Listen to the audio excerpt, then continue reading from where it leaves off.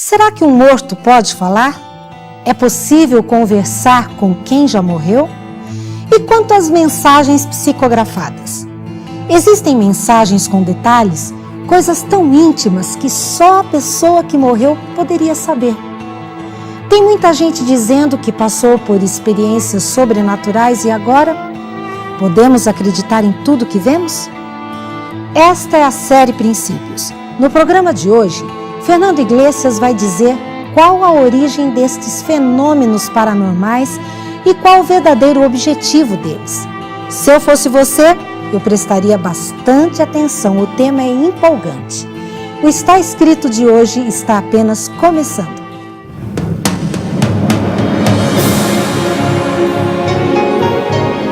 Ele permaneceu através dos tempos. O livro de Deus, a Bíblia, indispensável em nosso mundo complexo. Está escrito, transmitindo esperança ao redor do mundo. Apresentado por Fernando Iglesias. Há pouco tempo atrás, a revista Época apresentou uma matéria avassaladora sobre aparições sobrenaturais, dando a entender que esse tipo de coisa pode até ser comprovado cientificamente. Segundo a revista, até pouco tempo os médiuns eram praticamente os únicos intermediários entre vivos e mortos. Mas recentemente, até mesmo os estudiosos começaram a entrar por essa área, utilizando-se de ferramentas como a física, a fonética, a biometria e a tecnologia digital. O objetivo desses profissionais espíritas é, logicamente, tentar provar cientificamente não só o fato de que existe vida após a morte, mas também de que a comunicação entre vivos e mortos é possível. É mais do que um evento místico, é também um acontecimento científico. Uma dessas pessoas estudiosas do assunto no Brasil é Sônia Rinaldi, especialista em transcomunicação instrumental, TCI. Nome que é dado à gravação de vozes e até mesmo à filmagem de pessoas que já morreram. O caso mais fantástico que ela conseguiu foi o de Cleusa Júlio, uma mãe que perdeu a sua filha adolescente. Após procurar a Associação Nacional de Transcomunicadores, cuja presidente é Sônia, Cleusa conseguiu fazer contato com a filha morta há 3 anos. Sônia gravou várias conversas entre a mãe e a filha e mandou para um laboratório italiano criado por pessoas que acreditam na comunicação entre vivos e mortos. Junto com esse material, Sônia enviou também uma fita com um recado deixado por sua filha Edna antes de morrer numa secretária eletrônica. O Laboratório de Estudos de Fenômenos Paranormais enviou então a resposta da análise da voz gravada. O resultado dado pelo tal laboratório é um documento de 52 páginas dizendo que a voz gravada por Sônia é a mesma voz que estava gravada na secretária eletrônica. O chamado caso Edna tem o aval do físico Cláudio Brasil, mestre pela Universidade de São Paulo, que se dedicou nos últimos anos a analisar centenas de vozes paranormais. Sônia afirma categoricamente sobre o seu trabalho o seguinte: é um trabalho puramente matemático, a prova de fraude. Será que isso é mesmo uma prova de que mortos e vivos podem se comunicar?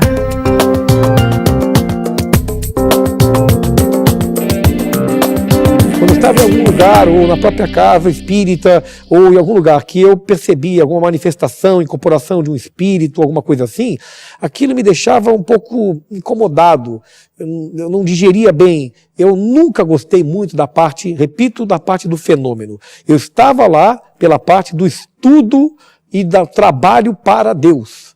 E eu digo que uma boa parte dos espíritas também vai com esse objetivo.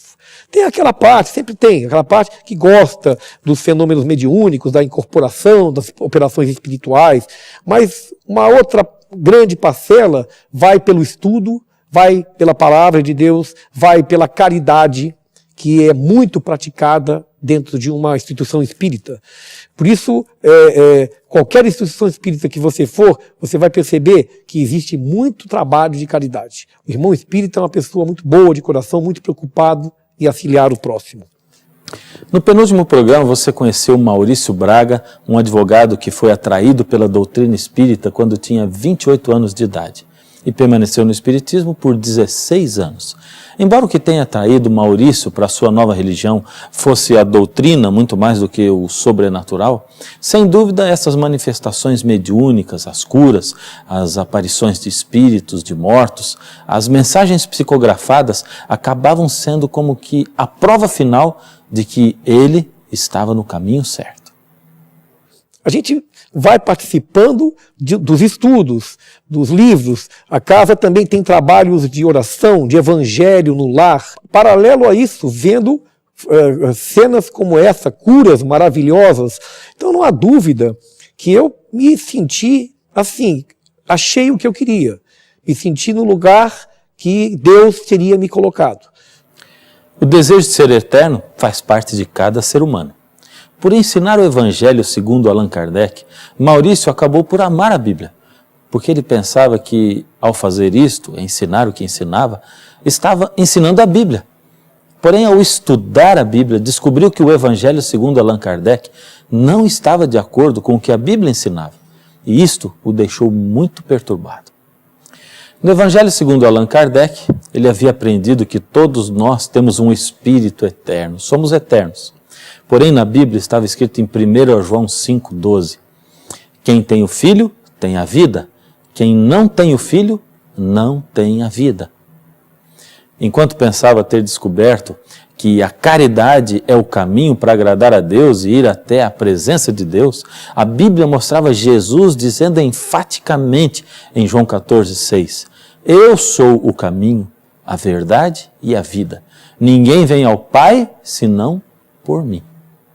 Jesus não deixou espaço para mais ninguém. Ele é o único caminho, Ele é a única verdade. Só para quem está em Jesus é que existe vida. Talvez alguém pudesse pensar, bem, mas isso é o Novo Testamento que diz que Jesus é o centro de tudo. Mas não. Em realidade, todos os 66 livros que compõem a Bíblia têm Jesus como seu centro e como centro da história da salvação do ser humano. Mesmo os livros do Antigo Testamento, que foram escritos muito antes de Jesus nascer.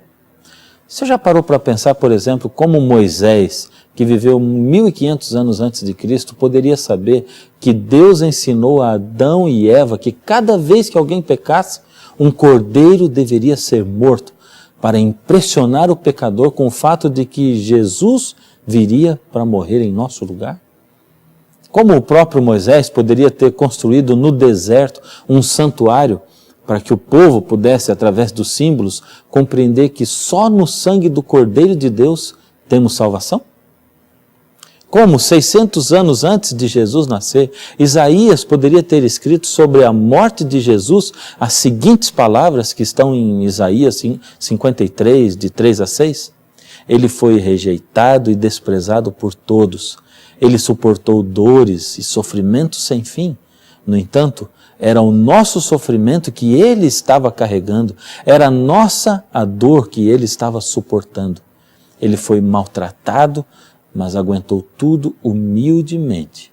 Ficou calado como um cordeiro que vai ser morto. Jesus é o centro de cada livro da Bíblia toda. Os profetas do Antigo Testamento já anunciavam o nascimento de Jesus centenas de anos antes disso acontecer. E quando ele nasceu, bem, ele não era apenas mais um profeta, um líder religioso, um rabi qualquer, como muitos querem dizer.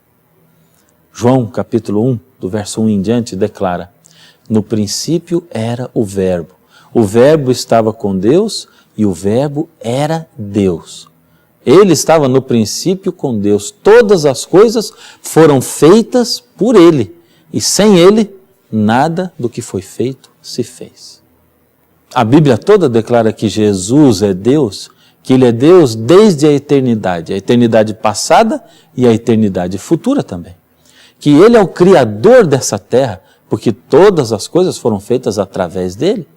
E que no tempo exato, Ele se tornou um ser humano e habitou entre nós. Mas Jesus não é somente o centro da Bíblia. Como eu disse, ele também é o centro da nossa salvação.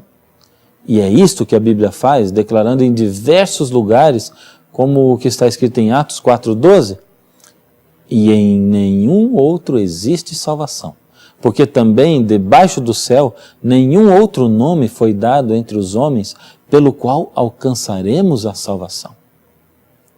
Em toda a Bíblia, Antigo e Novo Testamentos, Jesus é o Deus que escolheu nos criar livres, mesmo sabendo que poderíamos não escolhê-lo. Jesus é também o Deus que, sabendo que iríamos rejeitá-lo, planejou dar a sua vida em nosso lugar quando fôssemos condenados à morte. Jesus é também em toda a Bíblia o Deus que, quando chegou o momento exato, deixou sua vida perfeita no céu e transformou-se em um homem para poder pagar a nossa dívida. Jesus, na Bíblia, em toda ela, é o Deus que ressuscitou, tomando a sua vida e o seu corpo também, subindo em seguida ao céu. E, finalmente, Jesus é o Deus que prometeu voltar para nos buscar. Quando ele foi levado ao céu, anjos apareceram para aqueles que estavam vendo a cena e disseram: varões galileus, por que estás olhando para o céu? Esse mesmo Jesus que foi recebido no céu há de vir da mesma maneira como o vistes subir. Ele mesmo, Jesus, diz em Apocalipse 22:12, eis que venho sem demora, e comigo está o galardão que tenho para retribuir a cada um segundo as suas obras. Ou seja, enquanto as doutrinas que não são baseadas na Bíblia dizem, olhe para dentro de você, encontre a saída em você, a Bíblia diz, olhe para fora de você, para Jesus, o Cordeiro de Deus que salva o mundo. É só entregar a vida a Jesus e quando Ele voltar, dará a você a vida eterna.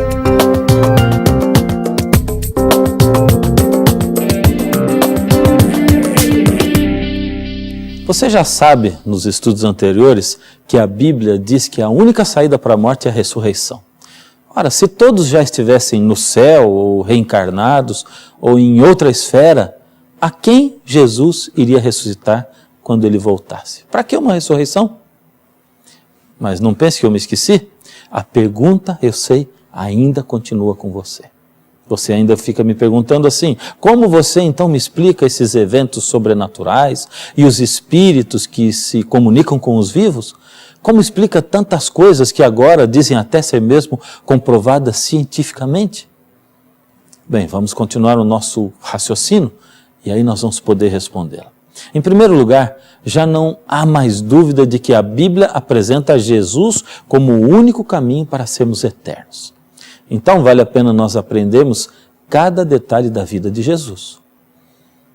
Vamos ver o que ele disse sobre o dia do juízo, o dia em que vai se definir quem tem a vida eterna e quem está perdido. Isso está em Mateus 7, de 21 a 23. Nem todo o que me diz Senhor, Senhor entrará no reino dos céus, mas aquele que faz a vontade de meu Pai que está nos céus. Muitos naquele dia hão de dizer-me, Senhor, Senhor, porventura não temos nós profetizado em Teu nome, e em Teu nome não expelimos demônios, e em Teu nome não fizemos muitos milagres? Então lhes direi explicitamente, nunca vos conheci, apartai-vos de mim, os que praticais a iniquidade. Você prestou atenção na lista de boas ações? Profetizam, expelem demônios, fazem milagres, curas, e isto tudo em nome de Jesus. Como Jesus chama tudo isso? Iniquidade, pecado. Será que Jesus está querendo dizer que profetizar, expelir demônios, fazer milagres de cura é pecado? É lógico que não. O que ele está querendo dizer é que fazer o bem pode não ser fazer o bem. Como assim? Vou explicar melhor para você. Não adianta curar uma pessoa e fazer o bem a ela se você está ensinando a ela um caminho errado para a eternidade. Fazer o bem só faz sentido para Deus se você ensinar as pessoas a andarem no caminho certo.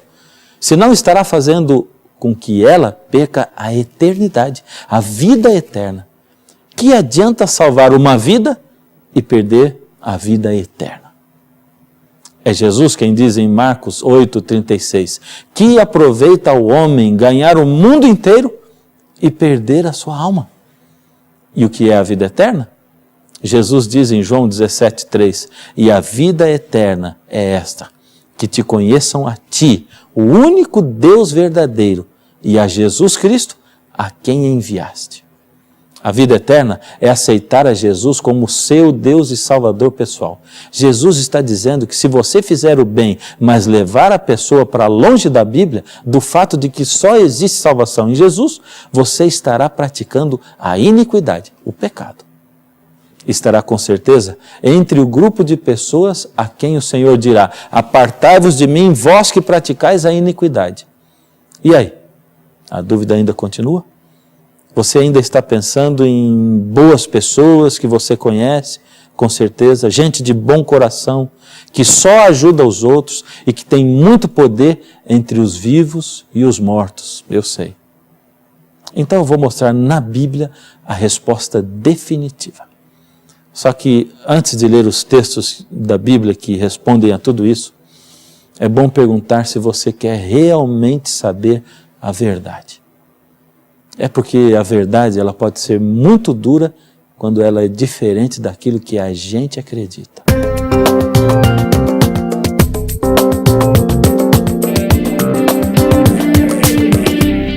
Infelizmente, algumas pessoas gostam de fazer como o avestruz, que esconde a cabeça na terra quando está em perigo.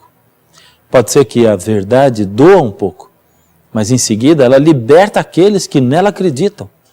Lembra-se do que Jesus disse em João 8,32? Conhecereis a verdade e a verdade vos libertará. Agora eu gostaria de olhar nos seus olhos e falar de coração para coração. Você sabe que eu sempre falo com muito amor aqui nesse programa e que eu quero que você tenha sempre a certeza de que eu faço isso com amor. Gostaria que você tivesse essa certeza agora.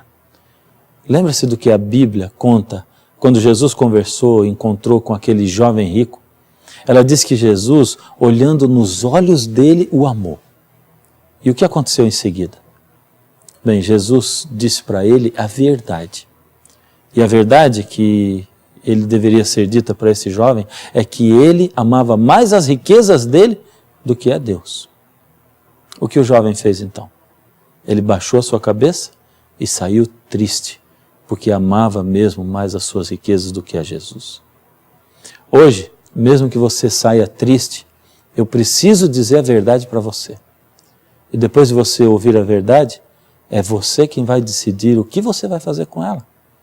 Porque se eu não disser a verdade para você, quando Jesus voltar, você vai me encontrar e vai me cobrar dizendo o seguinte: você sabia a verdade, mas não me falou. Assim, é com muito carinho, muito respeito às suas crenças, mas com respeito ainda maior pela verdade expressa na Bíblia, que eu vou dizer agora os próximos textos da Bíblia, começando com Isaías 8, 19 e 20. Algumas pessoas vão pedir que vocês consultem os adivinhos e os médiuns, que cochicham e falam baixinho. Essas pessoas dirão: precisamos receber mensagens dos espíritos, precisamos consultar os mortos em favor dos vivos. Mas vocês respondam assim: o que devemos fazer é consultar a lei e os ensinamentos de Deus. O que os médiuns dizem não tem nenhum valor.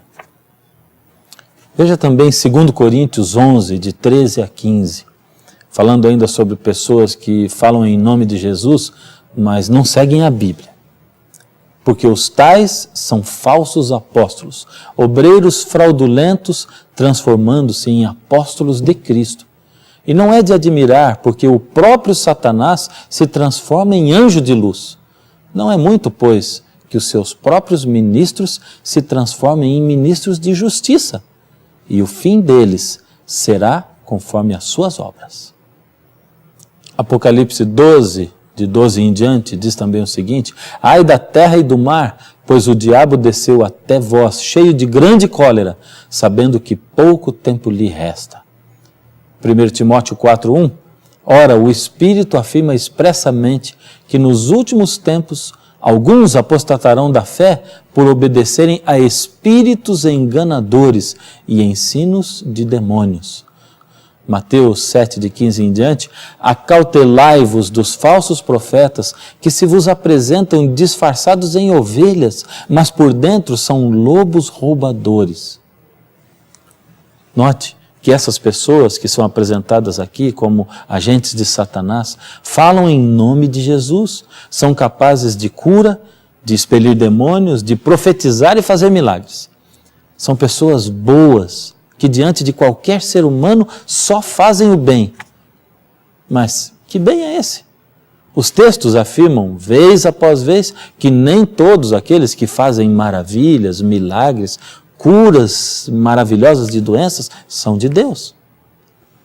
Como então eu posso saber quais são e quais não são aqueles que pertencem a Deus?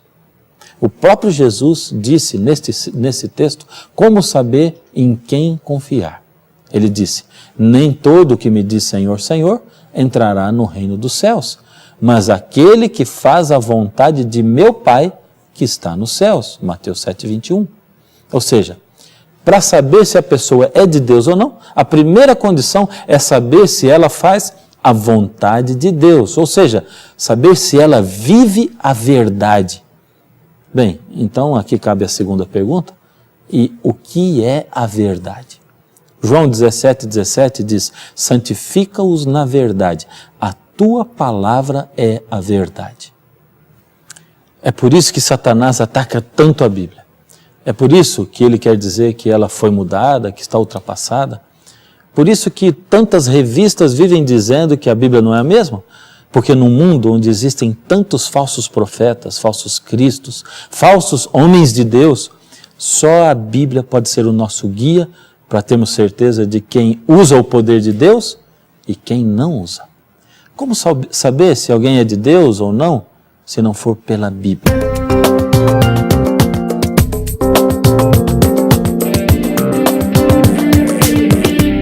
Pense bem, se Deus é poderoso o suficiente para criar o ser humano, não seria poderoso para manter a Bíblia intacta até hoje? Jesus advertiu que muitos falariam em seu nome, que teriam aparência do bem, que fariam milagres em seu nome, expulsariam demônios em seu nome, pareceriam boas pessoas. Muitos deles seriam usados até mesmo sem saber.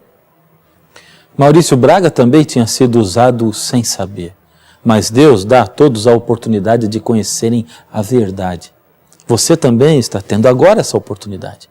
Pela palavra de Deus, podemos testar os espíritos que nos vêm e saber quem é de Deus e quem não é. Faça esse teste bíblico, ele é bastante simples. Em 1 Timóteo 3,16 está escrito, toda a escritura é inspirada por Deus e útil para o ensino. Assim, a primeira coisa é, eles aceitam toda a Bíblia toda como sendo a palavra de Deus? Depois, precisam de outro livro para interpretá-la, para ajudar? Se precisam, não são de Deus. Depois, esperam a salvação em Jesus e somente nele? Outra, acreditam na ressurreição como Jesus ensinou e viveu? Alguns ainda poderiam dizer, não, é muito estranho esse negócio de fazer teste, porque fazer milagres é fazer o bem, fazer caridade é fazer o bem, ajudar o próximo é fazer o bem, viver a vida ajudando os outros é fazer o bem. Então, responda a essas perguntas. Primeiro, é errado dar um sorvete para uma criança? Não. Mas se você der o sorvete para a criança para sequestrá-la, aí será errado. Segundo, é errado beijar o rosto de alguém? Não. Mas Judas traiu a Jesus com um beijo. Dos 16 anos que eu fiquei na instituição espírita kardecista, eu diria que uns 10 ou 12 anos eu fiz cursos e também participava dos trabalhos da casa. Como eu disse, trabalhos de evangelho no lar, trabalhos de passes, sempre com a visão de caridade, de auxílio ao próximo. Toda casa espírita kardecista, você quando entra, você encontra uma placa assim, fora da caridade não há salvação. Mas aí, então, é que eu percebi, depois de estudar a Bíblia durante meses, que o plano de redenção, o plano de salvação estabelecido por Deus, está em Jesus. Jesus é o caminho, a verdade e a vida. Jesus é a ponte que restabeleceu a ligação entre homem e Deus. E quando o Espiritismo te afasta de Jesus e fala a caridade, veja essa placa, fora da caridade não há salvação. Agora eu entendo que a placa quer dizer fora das obras não há salvação. E quando nós sabemos que é fora de Jesus não há salvação.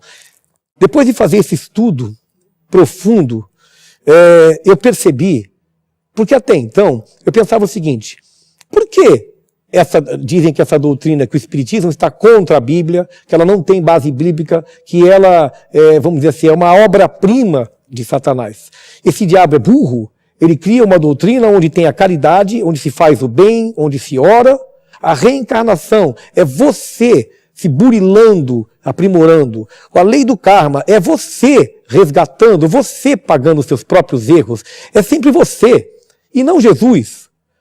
Então é uma forma de te colocar a mão no ombro, falar do Evangelho, mas desviar de você da única forma de você se salvar. E ao te desviar de Jesus, te leva para qualquer lugar, porque você está por conta própria.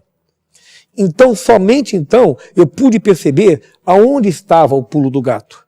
E eu lamento pelo seguinte, os irmãos espíritas são pessoas maravilhosas, eles são caridosos, bons de coração, sinceramente errados, sinceros.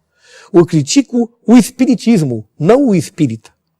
O espiritismo hoje eu vejo que ele realmente é uma obra-prima de Satanás. Por isso ele se difundiu de maneira tão violenta no mundo. Por quê? Porque ele contém conceitos que são consoladores. Ele contém verdades misturadas com mentiras. A mentira mais difícil é aquela que mais contém verdades. E o Espiritismo contém um monte de verdades entremeadas nas mentiras. Só que essas mentiras, elas são fundamentais, vitais, para te afastar de Jesus. Basta ver que o Espiritismo coloca Jesus como um espírito evoluído, governador do planeta Terra. Quem iria querer reduzir Jesus da categoria de Deus Filho para a categoria de um espírito evoluído? Somente aquele que um dia quis ser semelhante ao Altíssimo. Isso hoje eu identifico a principal digital de Lúcifer, Satanás, Diabo, no Espiritismo é esta. Ele reduzindo Jesus à categoria de espírito evoluído, governador do planeta Terra, ele está dizendo, ele é como eu, ou eu sou como ele, quando nós sabemos que não é. Eu sei que hoje eu disse coisas muito duras para você. Penso no que deve estar acontecendo aí dentro do seu coração.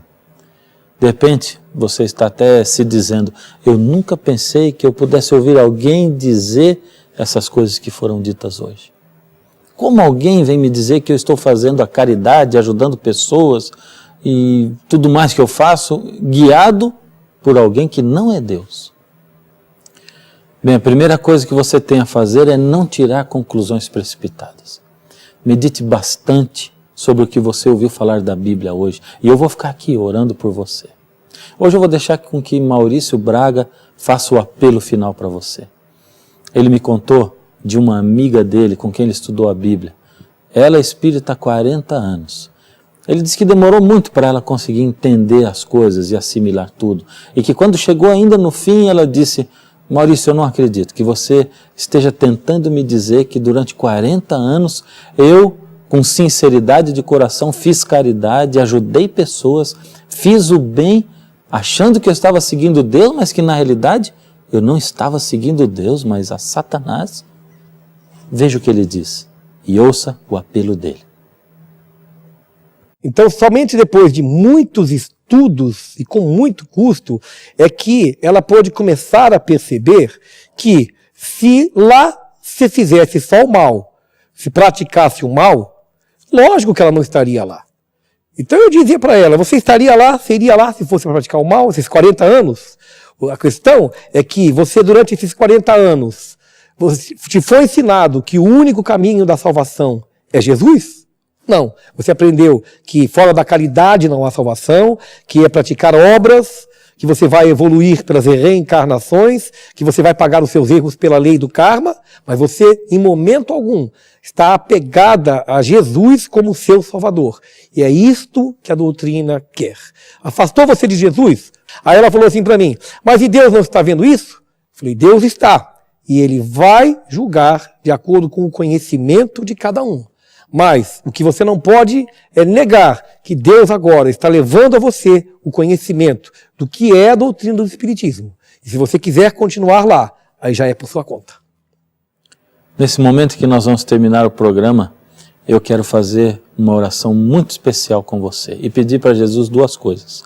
Primeiro, que Ele fale com você como falou com o jovem rico, falando a verdade no seu coração e fazendo um convite para você segui-lo. Segundo, que você não tenha a resposta do jovem, mas que olhe para a verdade e aceite andar com Jesus.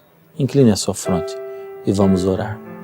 Senhor Deus, toma o coração desses seus filhinhos tão queridos que se achegaram ao Senhor hoje através desse programa. Que o Senhor possa impressioná-los com a verdade, que o Senhor possa falar ao coração deles, que essa verdade fique aí nas suas mentes e nos seus corações, até que eles possam tomar uma decisão e que essa decisão seja por Jesus e com Jesus, em nome de Jesus. Amém.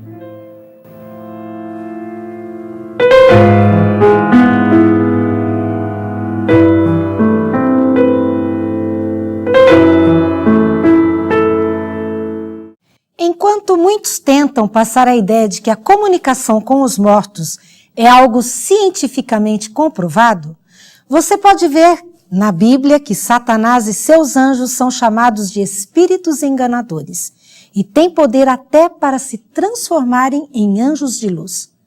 Você viu também que fazer sinais e maravilhas, curar e profetizar, expelir demônios, não são evidências de que se está no caminho da verdade. Só através do conhecimento da palavra de Deus você pode ser liberto do engano e do erro. Aliás, por falar em conhecimento, nós preparamos um presente especial para você, a revista Princípios, com muitas ilustrações, entrevistas e depoimentos. São 23 temas importantes onde você vai descobrir a verdade da palavra de Deus. Faça contato conosco e teremos o prazer de lhe enviar a revista Princípios sem custo algum. Nós vamos ficar aqui esperando por você. Infelizmente o programa de hoje chegou ao fim, mas você sabe, nós vamos ficar aqui esperando por você no próximo programa, porque aqui a gente estuda o que está escrito. Nem só de pão viverá o homem, mas de toda palavra que sai da boca de Deus.